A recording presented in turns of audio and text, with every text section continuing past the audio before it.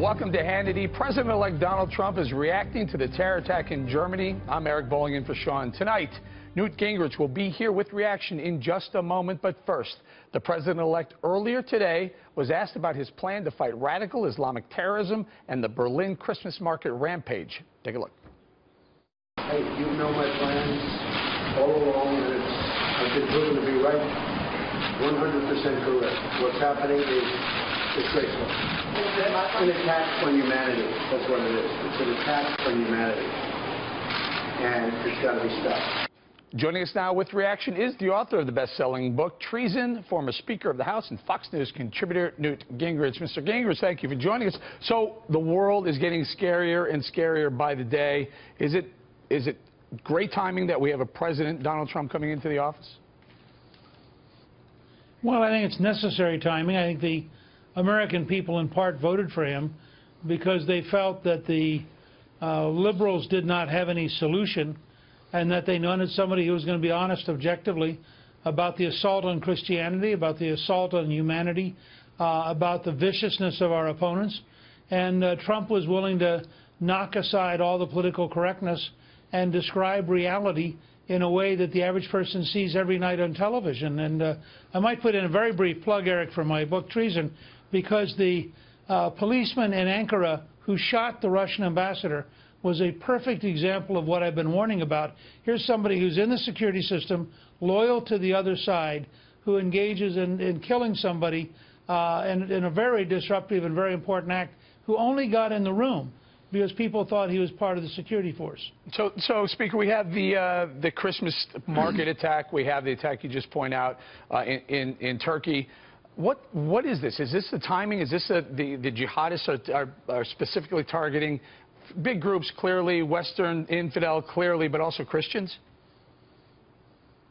Well, they're clearly targeting Christians. Remember also that in Jordan this week, in a much less reported example, because it wasn't in Western Europe, the police uncovered a group of terrorists. They had a running fight. The terrorists fled 30 miles to a Crusader castle, which was a tourist attraction. 3 tourists were killed and 7 policemen were killed, while the 4 terrorists were also killed. One of them was a tourist from Canada, a woman from Canada. So you've had 3 fairly significant attacks, and this doesn't count all the local violence that we're so used to in Syria, Libya, Somalia, you name it. But also notice the deliberate targeting of a Christmas market and the kind of confused response of Chancellor Merkel, who was responsible for letting 1 million refugees into Germany, and now is faced with the fact that they've had a series of assaults now in Germany from refugees. This is the latest one. I think they now believe that it's a Tunisian,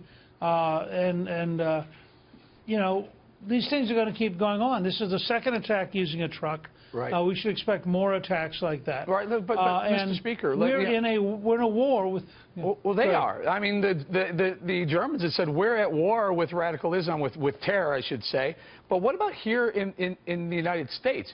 We've seen a massive increase in the number of refugees that we're allowing into the country. Almost a 400% increase from Syria alone. President Obama is has been bringing in more and more refugees every year. Are we just becoming an open target for similar types of attacks? Well, look, if you're a liberal, part of the liberal elite, you're not allowed to think clearly about any of this because it's politically so incorrect, so you have to pretend it's not true. I mean, you have attacks that are clearly refugees and immigrants in places like France, Belgium, Germany. You'd think there's a lesson there for America, but the Obama administration was incapable of learning it. It's part of why Hillary Clinton lost. I think people had a deep instinct that she didn't understand the reality of these new threats. She wouldn't do things to meet them. Trump's very different.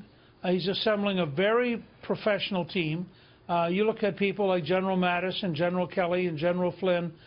These are first-rate people dealing with these kind of issues, and I think we're going to see a very significant shift in the American attitude towards dealing with terrorism around the world. All right, Mr. Speaker, let's pivot a little bit. President Obama has announced a couple of initiatives, some as recently as today, that are going to end up costing the American people quite a bit of money. Some of them are their environmental initiatives, the EPA rules and regulations, some of the offshore drilling bans that he's put on, permanent bans on offshore drilling. Tell us how an incoming President, Donald Trump, should handle all these initiatives with 30 days left in President Obama's term. How do you handle dismantling some of those? Well, I think you issue executive orders repealing them. You issue orders to your cabinet officers to not enforce them. You tell the Interior Department secretary, pay no attention to that. The Congress has an ability to go back in an act that we passed when I was Speaker, and they can review anything that was done in the last 60 days of an outgoing administration, and they can repeal it. So I think you'll see a cooperative effort between Senator McConnell and Speaker Ryan and President Trump and Vice President Pence to go through those sort of things. You know, Obama is sort of paying off every left-wing ally he has, and then when we roll it back, they'll have good campaign fodder for 2018. But I think the country understands you're not going to create jobs by doing the kind of job-killing regulations and job-killing government involvement that Barack Obama stands for. Yeah, according to the American Action Forum, some of these new initiatives could cost $5.1 billion and more than 350,000 paperwork burden hours alone. Again, this is with 30 days left before he leaves the White House. What is the plan here? What, is he trying to cement some sort of legacy, an environmental legacy? Yeah, I think he's trying to do two things at once. He's trying to say to all of his left-wing allies, look, I'm really you. Look at all the good things I'm doing. And he is setting up a whole series of fights where the Republicans repeal these things, and that gives them a whole new argument politically with their left. I mean, it's very clear the Democrats learned nothing from the election. And not just the defeat of Clinton, but the fact that there are now more Republican state legislators than any time in the history of the Republican Party since 1854. The fact that there are 35 Republican governors, that there are 25 states in which the legislature and the governor are Republican. The fact that we've kept the Senate, we've kept the House. None of that seems to be sinking in. And what you're getting is an increasingly strident left-wing party whose primary battle cry is anti-Trump. And that's the road to being a minority for a long time. Now, what lies ahead for President Obama? I mean, he clearly, he's young, he's going to be active, he's going to be very political. What is it? Is it some sort of, I don't know, some sort of Clinton-type group? Who knows? But Clinton's already carved out that environmental space. Can he compete with them? Well, look, I mean, who knows? I think, you know, President Obama is a talented speaker. He's got tremendous allies around the world on the left. I'm confident that people like George Soros would be thrilled to work with him and put him on a board. So it depends on how much they care about money. Obviously, we learned that Bill and Hillary Clinton cared very deeply about money and did all sorts of things for money. I don't know that that's going to be true of President Obama and of Michelle Obama. You know, they're very different people from the Clintons. So I think we'll have to wait and see. I think he's very young. He has a long career ahead of him. Michelle's very young. The two of them could be very active as a couple for, you know, another 30, 35, 40 years. And we have no idea what that would be like. No, so he can run for another office. He just can't run for president again. What about Michelle Obama? You think she runs for? Yeah, he's not. He's not going to do that. Okay. Look, if you've been president of the United States for 8 years, there's probably no office you want to run for except maybe Secretary General of the United Nations. Okay. What about Michelle Obama? She says she doesn't want to run.